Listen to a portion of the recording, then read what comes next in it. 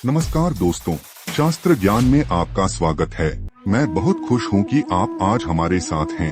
अगर आपने अभी तक चैनल को सब्सक्राइब नहीं किया है तो जल्दी से करें ताकि आप हमारे सबसे नवीन अपडेट्स को मिस न करें। मैं यह कहना चाहता हूँ कि आप सभी का धन्यवाद करता हूँ जो इस समृद्धि भरे समुदाय का हिस्सा बने हैं। आपका समर्थन हमारे लिए अत्यंत महत्वपूर्ण है और यही हमारे चैनल को मजबूती देता है। बिना और कुछ कहे चलिए शुरू करते हैं।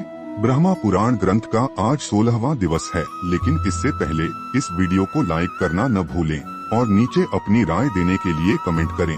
मुझे आपसे बात करना बहुत पसंद है और यह वाकई मेरे चैनल को एक जीवंत अवस्था का स्थान बनाता है। तो बिना किसी देरी के चलिए शुरू करते हैं। कल अंत में हमने देखा अदितिनंदन सूर्य की तथा प्रजाओं के पोषक श्राद्ध देव मनु की इस सृष्टि परंपरा का पाठ करने वाला मनुष्य संतानवान होता और सूर्य का सायुज्य प्राप्त करता है। आज चंद्रवंश के अंतर्गत जहरू, कुशिक तथा भृगुवंश का संक्षिप्त वर्णन।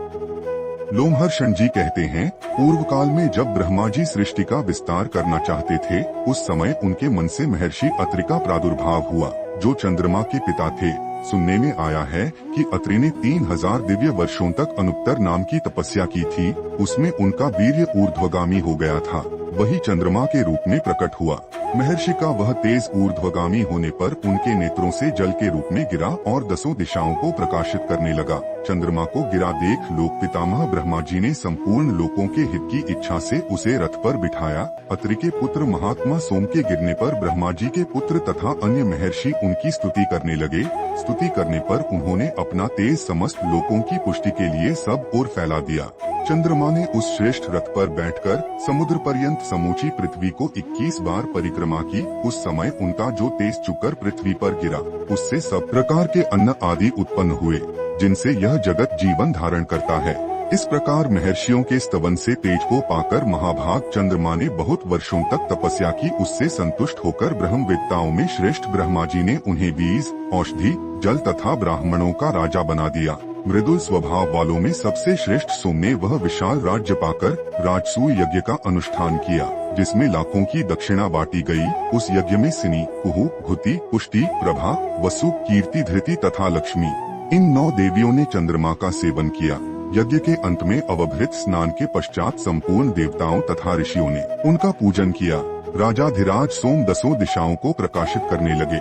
महर्षियों द्वारा सत्कृत वह दुर्लभ ऐश्वर्य पाकर चंद्रमा की बुद्धि भ्रांत हो गई। उनमें विनय का भाव दूर हो गया और अनीति आ गई। फिर तो ऐश्वर्य के मद से मोहित होकर उन्होंने बृहस्पति जी की पत्नी तारा का अपहरण कर लिया।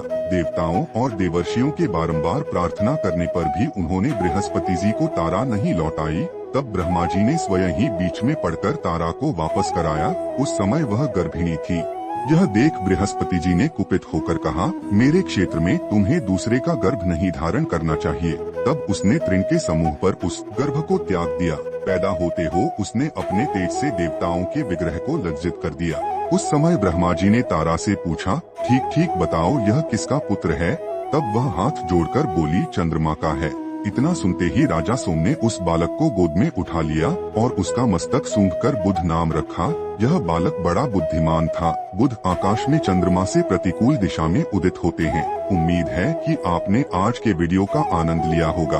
अगर आपने कुछ सीखा तो वीडियो को लाइक करें और इसे अपने दोस्तों के साथ शेयर करें। अगर आपने अभी तक सब्सक्राइब नहीं किया है तो जल्दी से करें और हमारे शास्त्र ज्ञान समुदाय में शामिल हों। हम हर रोज हमारे शास्त्रों के रोचक वीडियो में कुछ न कुछ सीखते हैं और मुझे आपको इस सफल यात्रा में साथी बनाकर खुशी होगी। आपने मेरे साथ यह समय बिताया। आपका समर्थन हमारे चैनल की धड़कन है और मैं हर एक आपके लिए बनाए गए वीडियो में यही प्राप्त करना चाहता हूँ। मिलते हैं अगले वीडियो में, तब तक के लिए जय श्री राम, जय श्री कृष्ण, हर हर महादेव, जय बजरंग बली। धन्यवाद।